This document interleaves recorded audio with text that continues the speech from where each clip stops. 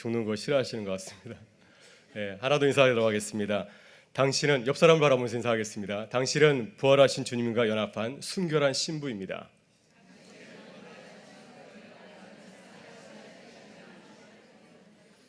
아까보다 목소리가 커졌습니다.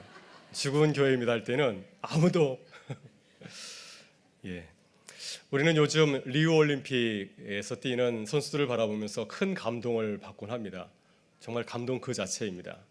며칠 전에 여자 육상 5000m 경기가 있었습니다. 2위권 다툼이 아주 치열하였습니다. 그 와중에서 뉴질랜드 선수가 넘어지게 되었고 곧이어서 또 미국 선수도 넘어지게 되었습니다. 그랬는데 뉴질랜드 선수가 넘어지자 미국 선수가 일으켜 세워졌습니다. 좀 이따가 다시 이제 미국 선수가 다시 넘어지게 되었습니다. 그랬더니 앞서가던 뉴질랜드 선수가 뛰지 않냐고 다시 돌아와서 그 미국 선수를 일으켜 세워주었습니다. 그러나 두 선수는 이제 1등할 수 있는 기회는 거의 없죠. 그렇지만 끝까지 포기하지 않냐고 결승선을 통과하였습니다. 두 선수는 다들 최하위를 기록하였지만은 이제 돌아온 뒤에 서로를 포옹하고 격려하는 모습이 참 아름다웠습니다. 비록 그들은 경기에서는 꼴찌를 하였지만은 금메달을 받을 만한 참 아름다운 일을 했다 하는 생각이 들었습니다. 요즘 날씨가 참 따뜻하죠. 그렇죠? 사우나에 가지 않아도 될 정도로 아주 날씨가 참 따뜻합니다. 이렇게 더운 여름날 우리가 서로를 바라보면서 또 서로를 돌아보면서 서로 격려하고 칭찬할 수 있으면 참 좋겠습니다. 이제 내일 아침이면은 인도네시아에서 5박 6일의 여정을 마치고 이제 인도네시아 단기 선교팀이 이제 돌아오게 됩니다. 일을 내려놓고 먼 나라에 가서 열심히 수고하였습니다. 이번 주일 만나게 되면 우리가 그게 한번 껴안아주고요. 수고 많이 했다고 기도했다고 해주시면은 우리 단교 선교팀들이 큰 힘을 받지 않을까 생각이 듭니다. 또 내일 우리 청년들이 2박 3일 동안 경기도 어디죠? 경기도 양평으로 여름 수련을 떠나게 됩니다. 제가 중등부 수련장도 가보았고 또 소년부 또 고등부 수련장도 가봤는데요. 곳곳마다 우리 청년들이 열심히 뛰고 있었습니다. 그들이 있었기 때문에 우리 학교 교회 학교가 사는 것이 아닌가 생각이 듭니다. 이제는 그들이 은혜 받을 차례입니다. 이번 수련회 2박 3일 동안 그들이 정말 뜨겁게 은혜 받고 가을을 준비할 수 있도록 기도를 부탁드리겠고요. 또 주일에 돌아오게 되면 은혜 많이 받았냐고 물어다 마시고 또 격려해 주시면 큰 은혜가 될 줄 믿습니다. 오늘 사도 바울은 로마서 6장에서 우리들이 살아가면서 느끼는 그 실제적인 삶의 이야기를 나누고 있습니다. 어떻게 우리들이 죄를 짓지 아니하고 거룩하신 하나님의 자녀로 이 땅을 살아갈 수 있을까? 이런 문제를 우리 앞에 내놓고 있습니다. 여러분, 세상에서 그리스도인으로 거룩하게 살아가는 것은 쉬운 일이죠? 쉬운 일이 아닙니다. 비유적으로 말씀을 드리자고 한다면 탕자가 다시 집에 돌아와서 아버지의 자녀가 되는 것과 같지 않을까 생각이 듭니다. 예수님께서 들려주신 탕자의 비유를 보게 되면은 아버지의 재산을 거의 빼앗다시피 해서 먼 나라로 가지 않습니까? 그걸 가지고 가서 장사를 잘해서 크게 성공해서 돌아온 것이 아니라 거의 패가망신해서 거지가 되어서 돌아왔습니다. 그 돌아온 탕자 아들이 다시 아버지의 아들이 되는 거 결코 만만치 않은 일입니다. 하루아침에 탕자가 좋은 아버지의 아들이 될 수 있을까요? 그런 복음은 없습니다. 우리 기독교 복음은 어느 날 갑자기 짠 하고 바뀌는 그런 복음입니다. 오랜 시간이 걸릴 수밖에 없죠. 왜냐하면 이 탕자는 그동안 먼 나라에 가서 정말 나쁜 세상의 문화에 젖어 있었고 아주 나쁜 생활에 젖어 있었습니다. 어떻게 그런데 그 나쁜 습관들을 하루아침에 다 고칠 수가 있겠습니까? 만약에 강한 의지를 가지고서 바꾸려고 하지 않는다고 한다면 다시 옛날의 모습으로 돌아갈 수밖에 없습니다. 그러나 이 탕자가 아버지의 사랑을 기억하고 내가 다시는 과거로 돌아가지 말아야지 라고 하는 그러한 마음을 가지고서 달려간다고 한다면 처음에는 아니라 할지라도 시간이 지날수록 그 탕자는 좋은 아버지 아들로 돌아가게 될 줄 믿습니다. 오늘도 그렇습니다. 영적으로 우리들의 리얼한 모습은 탕자의 모습이 아닌가 생각이 듭니다. 왜냐하면 우리들도 성령 안에서 거듭나기 전에는 우리가 하고 싶은 대로 살아오지 않았습니까? 지금까지 내 마음대로 살아왔는데 어떻게 우리가 하루아침에 하나님의 거룩한 자녀로 거듭날 수 있겠습니까? 그러나 우리가 십자가의 은혜를 깨닫고 그 은혜 가운데 거하려고 애쓰며 나아갈 때 매일같이 기도하고 또 주의 말씀 우리의 모습을 돌아보면서 주님의 그 뜻에 순종하려고 애쓰며 나아갈 때 우리도 아름다운 주님의 백성으로 거듭나게 될 줄 믿습니다. 주님은 우리에게 아브라함을 그 본보기로 보여주었습니다. 창세기를 살펴보게 되면은 사실 아브라함도 실수를 참 많이 했습니다. 넘어지고 또 넘어졌습니다. 실수도 참 많이 하였죠. 처음에는 나를 먼저 생각하는 사람 아니었습니까? 아내 안전보다도 혹시 내가 죽을까 봐 아내라고 하지 아니하고 나의 동생이라고 속였던 그런 아주 이기적인 사람이었습니다. 하나님께서 그를 계속해서 만지시고 훈련시키고 다듬으시니까 나중에는 누가 보더라도 정말 내놓을 수 있는 믿음의 사람으로, 믿음의 조상으로 거듭나게 된 것을 우리가 보게 됩니다. 하나님께서 우리도 그렇게 훈련하시고 아름답게 만들어 가실 줄 믿습니다. 여러분, 사도 바울은 로마서 1장부터 5장에서 하나님께서 이 복음 안에서 우리를 위해서 행하신 아름다운 일들을 우리에게 소개해 주고 있습니다. 그리스도께서 우리를 살리기 위해서 십자가에서 어떤 일을 행하셨나 하는 것을 우리에게 잘 말씀해 주었습니다. 그것을 한마디로 요약하면 이신칭의의 복음이라고 할 수가 있습니다. 예수님께서 십자가에서 행하신 그 일을 우리가 믿음으로 고백하면 우리도 하나님의 자녀가 될 수 있다고 하는 것입니다. 참 쉽게 하나님의 자녀가 될 수 있는 길을 예수님께서 우리를 위해서 행하신 것이죠. 그래서 우리가 그의 은혜로 이제 하나님의 자녀가 된 줄 믿습니다. 이제 사도 바울은 로마서 6장부터 8장에서 하나님께서 이 복음을 통하여서 앞으로 우리에게 행하실 그 일들에 대해서 우리에게 말씀해 주고 있습니다. 1장부터 5장의 말씀이 과거에 행하신 일이라고 한다면 6장부터 8장에 나오는 그 내용의 말씀은 현재 일이고 또한 앞으로 미래 일이라고 할 수가 있습니다. 오늘 본문에서 사도 바울은 특별히 죄의 문제에 대해서 다루고 있습니다. 우리가 어떻게 죄에 거하지 아니하고 거룩한 하나님의 백성으로 매일같이 살아갈 수 있겠습니까? 오늘 본문에서 사도 바울은 그 비결을 그리스도인됨에 대해서 찾고 있습니다. 그리스도인됨, being a Christian, 크리스찬이 된다고 하는 것은 무엇인가? 그 의미를 통하여서 우리가 어떻게 죄를 이기고 승리하는 하나님의 백성이 될 수 있는가 하는 그 비결을 우리에게 전해주고 있습니다. 이 시간 우리들이 그리스도인의 그 세 가지 의미를 본문을 통하여서 살펴보면서 우리도 죄와 싸워서 이기고 승리하는 하나님의 사람으로 거듭날 수 있기를 주의 이름으로 축원합니다. 첫째, 그리스도인이 된다고 하는 것은 무엇입니까? 그리스도인이 된다고 하는 것은 죽는 것입니다. 그리스도와 함께 죽는 세례의 의미를 아는 것입니다. 세례의 의미를 알 때 우리가 그리스도인이 될 수 있고 죄와 싸워 승리할 수 있다고 하는 것이죠. 우리 본문 1절부터 4절의 말씀을 다시 한번 천천히 읽어보도록 하겠습니다. 우리 어르신들도 계시니까 천천히 읽겠습니다. 읽겠습니다. 그런즉 우리가 무슨 말을 하리요? 은혜를 더하게 하려고 죄에 거하겠느냐? 그럴 수 없느니라. 죄에 대하여 죽은 우리가 어찌 그 가운데 더 살리요? 무릇 그리스도 예수와 합하여 세례를 받은 우리는 그의 죽으심과 합하여 세례를 받은 줄을 알지 못하느냐? 그러므로 우리가 그의 죽으심과 합하여 세례를 받음으로 그와 함께 장사되었나니 이는 아버지의 영광으로 말미암아 그리스도를 죽은 자 가운데서 살리심과 같이 우리로 또한 새 생명 가운데서 행하게 하려 함이라. 아멘. 네, 1절에서 바울은 우리에게 이렇게 묻고 있습니다. 은혜를 더하게 하려고 죄에 거하겠느냐? 은혜를 더하게 하려고 죄에 거하겠느냐? 무슨 뜻입니까? 우리 기독교의 복음은 이신칭의의 복음입니다. 행위보다도 믿음만 가지면 누구든지 구원에 이를 수 있다고 하는 것이죠. 우리가 어떤 행동을 해도 관계없습니다. 탕자처럼 망나니 일을 해도 관계가 없습니다. 예수를 믿는 그 믿음만 가지고 있으면 누구든지 그리스도인 하나님의 자녀가 될 수 있습니다. 따라서 사람들이 착각할 수가 있습니다. 그렇다고 한다면 아무렇게나 살아도 되겠구나. 우리의 죄가 크면 클수록 주님께서 우리에게 보여주시는 그 은혜가 더 큰 것이 아닌가 하면서 막 나갈 수 있습니다. 여러분, 그렇게 살아도 된다고 하는 말씀일까요? 오늘 바울은 이렇게 생각하는 사람들이 가지는 잘못된 생각에 대해서 지적을 하고 있습니다. 왜 사람들이 복음을 이렇게 잘못 생각할까요? 믿음만 중요하고 행위는 아무렇지 않게 생각한다고 왜 그렇게 생각하게 되었을까요? 그것은 그들이 이 세례에 대해서 잘못 이해하기 때문입니다. 본문 2절에서 사도 바울은 세례의 의미를 한마디로 정의하고 있습니다. 세례는 무엇입니까? 오늘 보시면 그럴 수 없느니라. 죄에 대하여 죽은 우리가 어찌 그 가운데 더 살리요? 세례는 무엇입니까? 우리가 죄에 대해서 죽는 것입니다. 죄에 대해서 죽는 것이 세례라고 말씀을 하고 있습니다.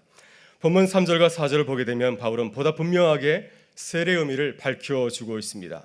세례는 무엇입니까? 그리스도와 함께 죽는 것입니다. 4절을 보게 되면 우리가 그의 죽으심과 합하여 세례를 받음으로 그와 함께 장사되었나니, 그리스도와 함께 죽는 것, 바로 그것이 세례의 의미라고 하는 것이죠. 그래서 바울이 전하는 세례의 의미는 장례입니다. 세례식은 장례식이라고 할 수가 있습니다. 주님이 십자가에 달려 죽으신 것처럼 우리도 십자가에 달려 우리 자신을 죽이는 것입니다. 그것이 세례의 의미라고 하는 것이죠. 여러분, 그래서 초대교회는 세례를 베풀 때 이 교회당 안에서 세례를 베푼 것이 아니라 주로 강가에서 세례를 베풀었다고 합니다. 그래서 강가에서 이제 물속에 안전히 들어가는 거죠. 세례를 받는 사람 안전히 물속에 다 들어가게 하고 그 다음에 다시 물 밖으로 이렇게 나오게 하였습니다. 세례를 받은 자들은 이제 교우들이 어떻게 하였습니까? 흰 옷을 가지고 와서 그를 이렇게 옷을 입혀 주었습니다. 이렇게 초대교회가 세례를 베푼 것은 세례의 뜻이 무엇인가 하는 것을 분명히 가르쳐 주기 위해서였습니다. 세례는 무엇입니까? 세례는 구체적인 그림 언어라고 할 수 있습니다. 우리에게 무슨 상징을 보여주고 있습니까? 세례는 죽는 것이라고 하는 것이죠. 그래서 사도 바울은 갈라디아서 2장 20절에서 세례를 받은 그리스도인들이 이제 어떤 존재가 되었는가 하는 것을 이렇게 밝히 말해주고 있습니다. 내가 그리스도와 함께 십자가에 못 박혔나니 그런즉 이제는 내가 사는 것이 아니요 오직 내 안에 그리스도께서 사시는 것이라. 이제 내가 육체 가운데 사는 것은 나를 사랑하사 나를 위하여 자기 자신을 버리신 하나님의 아들을 믿는 믿음 안에서 사는 것이라. 내 안에 나는 죽었고 이제 내 안에 사는 것은 누구입니까? 그리스도께서 사는 것이라고 하는 거죠. 내 삶의 목적은 나를 위해서 달려가는 것이 아니라 나를 위해서 죽으신 그리스도를 위해서 사는 것, 바로 그것이 세례음이라고 말씀을 해주고 있습니다. 따라서 우리가 세례를 받으면 우리에게 영적인 변화들이 일어나게 됩니다. 외적인 변화와 내적인 변화가 있는데 내적인 변화가 일어나게 되죠. 내적인 변화는 무엇입니까? 우리가 그리스도와 함께 십자가에서 죽었기 때문에 죄에 대해서 반응하지 않는 것입니다. 죽은 사람은 반응하지 않습니다. 죽은 사람을 향해서 열심히 욕을 한다 할지라도 그가 일어나서 우리에게 따지질 않습니다. 죽은 자는 반응하지 않죠. 죽은 자들은 말이 없습니다. 이것이 산자와 죽은 자의 아주 근본적인 차이라고 할 수가 있습니다. 그래서 2절에서 바울은 이렇게 말하고 있습니다. 그럴 수 없느니라. 우리가 은혜를 더하게 하라고 죄를 더 짓겠느냐? 그럴 수 없느니라. 왜? 죄에 대해서 죽은 우리가 어찌 그 가운데 살리요? 우리는 죄에 대해서 죽었는데 어찌 우리가 죄에 대해서 반응할 수 있느냐 하는 것입니다. 따라서 우리들이 살아가면서 어떤 유혹을 받거나 시험에 들게 되면은 우리 스스로 이렇게 말해주면 됩니다. 아, 내가 아직 덜 죽었구나. 내가 아직 죽지 않아서 이렇게 반응을 하고 있구나. 이렇게 생각하게 되면 됩니다. 우리 주변에 내가 어떤 얘기를 했는데 그 사람이 크게 상처를 받거나 또한 어려움에 처하게 된다고 한다면 이렇게 생각하게 됩니다. 아, 저분도 아직 죽지 않으셨구나. 이렇게 생각하면 됩니다. 저를 향해서 화를 냈는데 제가 따라서 화를 내게 되면은 저를 향해서 이렇게 말해 주십시오. 아직 죽지 않으셨군요. 이렇게 말해 주면 됩니다. 네. 우리가 죽지 않았기 때문에 반응할 때가 참 많이 있습니다. 그러나 우리가 정말로 그리스도 안에서 죽게 되면은 사도 바울과 같이 어떤 상황과 형편 가운데든지 기뻐하며 즐거워하며 자족하며 살아가게 될 줄 믿습니다. 다음으로 세례를 받으면 우리에게 외적인 변화가 일어나게 됩니다. 그것은 죄가 더 이상 우리에게 아무런 영향력을 행사하지 못한다고 하는 사실입니다. 왜냐하면 우리는 우리의 모든 죄를 십자가에 못 박고 십자가에서 죽었기 때문입니다. 우리가 십자가의 죽으심을 통하여서 우리의 모든 죄의 문제가 해결되었습니다. 그래서 죄가 이제 더 이상 우리에게 시비를 걸 수가 없습니다. 죄가 우리를 향해서 시비를 걸게 되면 주님께서 말씀하십니다. 이 사람은 의롭다 칭함을 받은 자니라. 건드리지 마라. 주님께서 말씀을 하십니다. 우리가 세례를 받은 이후에 죄는 우리에게 어떠한 존재와 같습니까? 마치 방전된 배럴이와 같습니다. 배럴이가 방전하게 되면 아무런 전력이 나오지 않는 것처럼 우리를 향해서 죄도 그러하다고 주님은 우리에게 말씀을 해주고 있습니다. 여러분, 우리는 늘 이 사실을 명심해야 됩니다. 우리는 그리스도와 함께 죽은 자들인 줄 믿습니다. 이제 더 이상 죄가 우리를 향해서 시비를 걸 수 없고 또 우리도 죄에 대해서 더 이상 반응을 할 수 없는 존재인 줄 믿습니다. 우리가 죄에 대해서 죽은 자라는 사실을 분명히 깨닫고 나아갈 때 우리는 죄와 싸워서 넉넉히 승리하게 될 줄 믿습니다. 여러분, 둘째, 그리스도인이 된다고 하는 것은 어떤 의미입니까? 그리스도인이 된다고 하는 것은 그리스도와 연합하는 것을 말하고 있습니다. 우리가 그리스도와 연합하는 그 비밀을 알고 살아갈 때 죄와 싸워 승리하게 될 줄 믿습니다. 오늘 본문 5절부터 11절의 말씀을 다시 한번 천천히 읽어보도록 하겠습니다. 읽겠습니다. 만일 우리가 그의 죽으심과 같은 모양으로 연합한 자가 되었으면 또한 그의 부활과 같은 모양으로 연합한 자도 되리라. 이는 죽은 자가 죄에서 벗어나 제가 다시 읽겠습니다. 이렇게 무한할 수가 없습니다. 네, 우리 6절부터 다시 한번 읽어보겠습니다. 11절까지 읽겠습니다. 6절부터 시작. 우리가 알거니와 우리의 옛사람이 예수와 함께 십자가에 못 박힌 것은 제 몸이 죽어 다시는 우리가 죄에게 종로로 하지 아니하려 함이니 이는 죽은 자가 죄에서 벗어나 의롭다 하심을 얻었음이라. 만일 우리가 그리스도와 함께 죽었으면 또한 그와 함께 살 줄을 믿노니 이는 그리스도께서 죽은 자 가운데서 살아나셨음에 다시 죽지 아니하시고 사망이 다시 그를 주장하지 못할 줄을 알미로라. 그가 죽으심은 죄에 대하여 단번에 죽으심이요 그가 살아계심은 하나님께 대하여 살아계심이니 이와 같이 너희도 너희 자신을 죄에 대하여는 죽은 자요 그리스도 예수 안에서 하나님께 대하여는 살아있는 자로 여길지어다. 아멘. 네, 사도 바울은 그리스도인이 된다고 하는 것은 첫 번째는 죽는 것이라고 하였고 두 번째는 연합하는 것이라고 우리에게 말씀을 해주고 있습니다. 5절에 보면은 우리는 그리스도께서 죽으심과 부활하신 것처럼 우리도 그리스도와 연합하기 때문에 어떻게 되었습니까? 이제 우리는 그리스도의 그 죽으심과 또 부활에 참여하게 되었다고 말씀을 해주고 있습니다.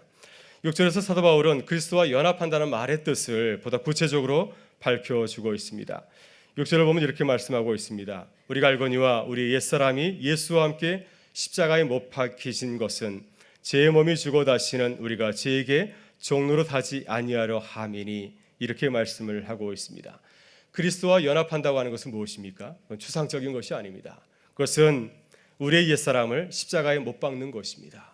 우리의 과거의 모습, 나 중심적으로 살았던 그 모습을 십자가에 못 박는 것입니다. 그리고 이제는 내가 죄의 종으로 살아가는 것이 아니라 이제는 내가 그리스도의 종으로서 살아가는 뜻을 담고 있습니다. 내 모습을 십자가에 못 박고 내가 죄 아래 살아가는 것이 아니라 그리스도와 연합하여서 그리스도의 종으로 살아가는 것, 바로 그것이 그리스도와 연합하는 것이라고 말씀해 주고 있습니다. 여러분 7절을 보게 되면 바울은 그리스도와 연합한 자들에게 주어지는 축복에 대해서 말씀을 해주고 있습니다. 이는 죽은 자가 죄에서 벗어나 의롭다 하심을 얻었음이라. 그리스도와 연합한 자들은 어떠한 축복을 누리게 됩니까? 자유함을 누리게 되죠. 그리고 정말로 의로운 자가 되어서 하나님의 자녀된 축복을 누리며 이 땅을 살아갈 수 있다고 주님은 우리에게 말씀을 해주고 있습니다. 여러분 그렇다면 어떻게 그리스도와 연합할 수가 있겠습니까? 그것은 우리들도 그리스도처럼 죄에 대해서 죽고 또 하나님에 대해서는 다시 살아나는 것입니다. 11절에서 이렇게 바울은 증거하고 있습니다. 이와 같이 너희도 너희 자신을 죄에 대하여는 죽은 자요 그리스도 예수 안에서 하나님께 대하여는 살아있는 자로 여길지어다. 내 죄에 대해서는 죽은 자가 되는 것이고 죄에 대해서는 방황하지 아니하고 하나님의 말씀에 대해서는 반응하는 자로 살아갈 때 우리가 그리스도와 연합할 수 있다 이렇게 말씀을 해주고 있습니다. 여러분 그리스도와 연합한다고 하는 그 말의 의미를 우리는 결혼하는 부부에서 다시 한번 그 영적인 의미를 생각해 볼 수가 있습니다. 부부가 된다고 하는 것은 무엇입니까? 부부가 된다고 하는 것은 전혀 다른 두 사람이 한 몸을 이루는 것입니다. 둘이 하나가 되는 것을 의미하고 있습니다. 두 사람이 한 몸을 이루어야 부부의 축복을 누리면서 아름다운 가정을 이루고 이 땅을 아름답게 살아갈 수가 있습니다. 여러분 그렇다면 부부가 어떻게 연합할 수가 있습니까? 부부는 떠나야 됩니다. 무엇으로부터 떠나야 됩니까? 과거의 자기의 옛 습관으로부터 떠나야 되는 것이죠. 가족으로부터 떠나야 되고 나 옛날 습관, 싱글로 살아갔을 때 그 모든 습관으로부터 떠나는 것입니다. 새롭게 시작을 해야 됩니다. 내가 예전에 가지고 있었던 그 습관을 고집하게 되면 두 사람은 하나가 될 수가 없습니다. 나의 모든 습관을 가감하게 떨쳐버릴 때 두 사람이 새롭게 한 몸을 이룰 수가 있는 것이죠. 둘째는 무엇입니까? 부부는 새로운 배우자에게 속해야 됩니다. 두 사람이 하나가 되기 위해서는 서로를 갖다가 자신의 배우자로 맞이하고 받아들여야 되는 것이죠.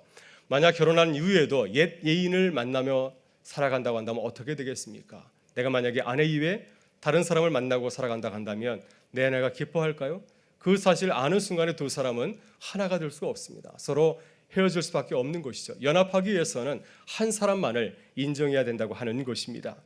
마지막으로 부부는 표면적인 연합이 아니라 이면적인 연합을 이루어야 되는 것이죠. 법적인 부부로 살아가는 것이 아니라 실제적으로 두 사람이 서로 사랑하면서 살아갈 때 온전한 연합을 이룰 수가 있는 것입니다. 모든 삶에서 서로를 향해서 열어놓고 투명하며 살아갈 때 두 사람이 온전한 삶을 가정을 이룰 수가 있는 것이죠. 우리가 그리스도와 연합을 이루는 것도 부부의 연합과 같습니다. 그리스도와의 연합은 부부의 연합처럼 우리들이 그리스도에게 속해야 되는 것이죠. 우리가 제 아래에서 제 노예로 살아가는 것이 아니라 그 모든 것을 청산하고 이제는 그리스도 안에서 살아가야 되는 것입니다. 과거의 모든 내 모습을 가감히 떨쳐버려야 되는 것이죠. 죄를 나의 주인으로 삼고 살아가는 것이 아니라 그리스도를 나의 주인으로 삼고 살아갈 때 그리스도와 온전한 연합을 이룰 수가 있는 것입니다. 그래서 나의 습관을 떨쳐버리고 주님만을 나의 구주로 인정하며 연합을 이룰 때 우리가 죄와 싸워 승리하는 그리스도인으로 승리하는 삶을 살아가게 될 줄 믿습니다. 마지막으로 그리스도인이 된다고 하는 것은 우리 몸을 하나님의 의의 도구로 드리는 것입니다. 우리 본문 12절부터 14절의 말씀을 마지막으로 읽어보도록 하겠습니다. 같이 읽겠습니다. 그러므로 너희는 죄가 너희 죽을 몸을 지배하지 못하게 하여 몸의 사욕에 순종하지 말고 또한 너희 지체를 불의의 무기로 죄에게 내주지 말고 오직 너희 자신을 죽은 자 가운데서 다시 살아난 자와 같이 하나님께 드리며 너희 지체를 의의 무기로 하나님께 드리라.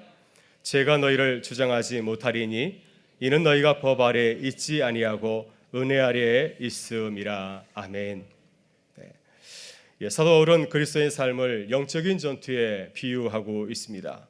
여러분, 전쟁터는 전쟁놀이가 아닙니다. 아이들이 가짜총 가지고 싸우는 그러한 전쟁놀이가 아니라 생사를 건 싸움터입니다. 만약 전쟁터에서 내가 방심하게 되면 내가 죽을 수가 있습니다. 정신 바짝 차려야 되는 곳이 바로 이 전쟁터이죠. 그래서 전쟁터에서 가장 큰 죄 중에 하나는 뭐냐면 경계를 잘못 서지 않는 것입니다. 벌침번이 잠을 자다가 발각이 났다. 그러면 그 병사는 큰 또 벌을 받게 되어 있습니다. 여러분, 저는 군대 시절에 미군 하사관 학교에서 한 달간 미군 하사관 훈련을 받은 적이 있습니다. 그때 3박 4일간 전쟁 게임을 하였습니다. 3박 4일 동안 이제 두 팀이 적군과 아군으로 나뉘어서 한 번은 공격을 하고 한 번은 수비를 하게 되었습니다. 그때 이제 전쟁 놀이를 할 때 전자 반응 장치를 철모에도 설치하고 총에도 설치하고 또 몸에도 이렇게 설치를 하게 됩니다. 그래서 만약에 상대방이 쏜 총이 레이저 총이지만은 그 총에 내가 만약에 맞게 되면은 내 몸에서 삐하는 아주 큰 신호음이 울리게 됩니다. 여기서 울리게 되는데 그 신호음이 나는 그 스피커를 내가 손으로 누르지 않으면 도저히 시끄러워서 어쩔 수가 없습니다. 그래서 총에 맞은 사람은 삐소리가 나게 되면 이제 그 자리에 앉아서 그것을 이제 스피커를 이렇게 누르면서 가만히 있을 수밖에 없습니다. 한 번은 저희 팀이 이제 공격을 하게 되었습니다. 소대장이 돌격해가지고 저도 총을 들면서 와 하고 나갔는데 그때 삐 소리가 났습니다. 시작하자마자 총에 맞은 것이죠. 저는 이미 죽은 몸이었습니다. 그때 앉아가지고 와 진짜 전쟁이었으면 나는 죽었구나 하는 생각을 한 적이 있습니다. 또 한 번은 이제 저희 팀이 수비를 하게 되었습니다. 산 중턱에 진지를 구축하고 이제 적들이 오는 것을 대비하면서 이제 준비를 하고 있는데 저희 팀은 적들이 밑에서부터 올라올 줄 알았습니다. 그런데 아니나 다를까 측면에서 오는 것입니다. 갑자기 수십 명이 나타났습니다. 그래서 총도 쏴보지 못하고 적군과 아군이 서로 섞여가지고 백병전이 치러질 것 같은 그런 상황을 맞이한 적이 있습니다. 여러분, 저는 이렇게 간접적으로 전쟁을 한번 경험해 보았습니다. 그래서 전쟁이 얼마나 무서운가 하는 것을 느껴본 적이 있습니다. 여러분, 우리도 날마다 죄와 영적인 전쟁을 치르고 있습니다. 죄가 우리를 시험하는 것, 죄가 우리를 유혹하는 것은 그냥 장난치려고 하는 것이 아니죠. 죄가 우리에게 다가오는 것은 분명한 목적이 있습니다. 우리를 넘어뜨리게 하고 죄 아래 노예가 되어서 살아가게 하는 것이죠. 그리고 끝내는 죄가 노예가 되어서 죄로 죽게 하려고 우리를 찾아와서 시비를 거는 것이죠. 우리가 창세기 3장을 보게 되면은 사단이 뱀으로 이렇게 변하여서 아담을 공격하지 않습니까? 찾아서 어떻게 하였습니까? 결국은 아담이 에덴 동산에서 쫓겨나게 되고 저주를 받게 되고 또 그런에서 죽음의 그러한 큰 형벌을 당하게 되지 않았습니까? 여러분, 따라서 우리가 어떻게 죄와 영적인 전투에서 싸워 승리할 수 있겠습니까? 12절에서 사도 바울은 우리의 몸을 죄의 도구가 되지 못하게 하라고 당부를 하고 있습니다. 우리의 몸을 죄에게 내주지 말라고 하는 것이죠. 만약 우리가 우리의 몸을 죄에게 넘겨주게 되게 된다면 어떻게 되겠습니까? 우리는 죄로 인해서 넘어지게 되고 결국은 사망에 이르게 되기 때문에 우리의 몸을 항상 지키라고 이 사도 바울은 우리에게 당부를 하고 있습니다. 13절에서 사도 바울은 우리의 몸을 하나님께 드리라고 당부를 하고 있습니다. 하나님께서 우리의 몸과 마음을 거룩하게 사용할 수 있도록 하나님께 드리라고 우리에게 말씀을 하고 있습니다. 우리는 예수 그리스도께서 자신의 몸을 함부로 굴리지 아니하고 하나님께 자신을 사용할 수 있도록 자신을 쳐서 복종하신 그 그리스도의 그 순종의 모습을 본받고 나아가야 될 줄 믿습니다. 그렇게 나아갈 때 우리도 우리 예수 그리스도와 같이 승리하게 될 줄 믿습니다. 14절에서 사도 바울은 우리의 주인이 누구인지를 분명히 말씀하고 있습니다. 제가 너희를 주장하지 못하리니 이는 너희가 법 아래에 있지 아니하고 은혜 아래에 있음이라. 여러분, 우리는 죄 아래에 있지 아니하고 은혜 아래에 있는 줄 믿습니다. 우리의 주인은 죄가 아니라 우리 주님인 줄 믿습니다. 이 사실을 기뻐하고 또 입술과 삶으로 고백하고 선포할 수 있기를 바랍니다. 우리는 그리스도의 종입니다. 우리의 주인은 예수 그리스도인 줄 믿습니다. 그분의 뜻에 복종하시기를 바라고 또 주님의 인도하심에 늘 따라 순종하는 우리 모두가 되실 수 있기를 바랍니다. 주님 우리의 주인 삼고 그분의 뜻에 따라 나갈 때 우리는 어떤 어려움이 올 때 할지라도 예수 그리스도와 같이 끝까지 승리하며 나가게 될 줄 믿습니다. 이제 말씀을 마치고자 합니다.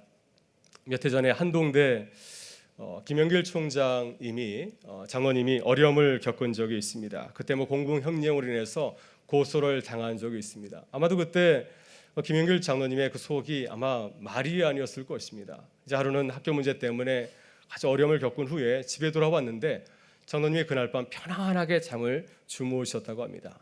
아침에 사모님이 장로님께 물었답니다. 아니 당신 어떻게 그렇게 잠을 잘 수 있냐고. 그랬더니 장로님이 그때 한마디 하셨답니다. 죽었는데 뭘 그랬답니다. 죽었는데 뭘. 내 자아가 죽었는데 뭐 그런 것에 반응하겠냐고 하는 것이죠. 만약 하나님의 거룩한 일이라고 한다면 내가 열심히 반응해야 되지만은 그러나 세상에 대해서 내가 반응할 필요가 있는가 하면서 죽었는데 뭘 이렇게 반응하였다고 합니다. 우리도 이렇게 반응할 수 있으면 좋겠습니다. 시험을 당했을 때, 내 속이 상했을 때 우리가 주님을 향하여서 또 내 자신을 향하여서 또 이웃을 향하여서 반응하지 아니하고 죽었는데 뭘 이렇게 반응할 수 있기를 바랍니다. 우리 같이 한번 이렇게 고백하겠습니다. 죽었는데 뭘. 네, 우리는 그리스도 안에서 그와 함께 장사 지낸 자들입니다. 우리 자신을 버릴 수 있기를 바라고요. 또 그리스도 안에서 주님과 연합하는 하나님의 사람들이 되실 수 있기를 바랍니다.